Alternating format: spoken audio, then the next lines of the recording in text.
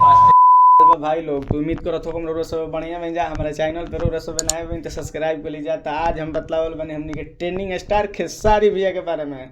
तो उन्होंने कह एगो न्यू सॉन्ग आवे वाला बा, आज ना तो काल आ जाई। अभी जादू जी के झंडा भी आ रहा है। हम गार्दा कह के महाराज सॉन्ग आवता जादू जी के झंडा 2।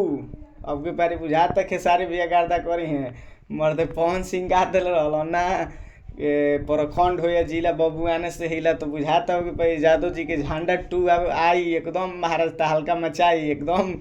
पवन सिंह का मर्द बहुत तेज हो रहा है, बहुत तेज हो रहा है खेसारी भैया से। खेसारी भैया जब ना करेगा तवन कर दिए देख लो पवन जी।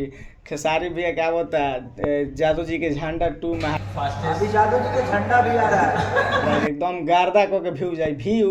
व्यू में तो अभी कौन जना एथिए ना बतिया सकलन ठीक बा। व्यू बात ना जाई का हम कहें अभी प्रखंड हो या जिला बबुआना से हिला ऊ ना गोल महाराज भाई। शाबाश बेटा, बहुत बढ़िया मुन्ना।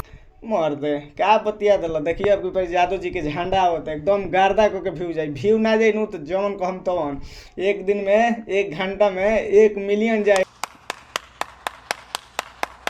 के चाहिए। जादू जी के झंडा महाराज एकदम गार्दा व्यू यही से ना कहलन खेसारी ट्रेंडिंग स्टार मैं स्टार है उनका में लागल बा। मर्दे कहू कतनो आई कतनो जाई खेसारी भैया लेखा ना हो पाई ठीक बा। मर्दे झमकैला से होई खेसारी भैया के देखिए ये क्या हम मर्दे तो हम लोग कहीं मर्दे गा दिल बने एगो प्रखंड हो जिला बबुआने से हिला। मर्दे ये झमकौला से ना होई आवत जादू जी के झंडा 2 देखियो व्यू में पौन तू ना बतिए मर्दे खेसारी भैया से ठीक बा। कतनो आई हैं कतनो जाई हैं बाकी खेसारी भैया के कहू कुछ ना कबार के जाई ठीक बा।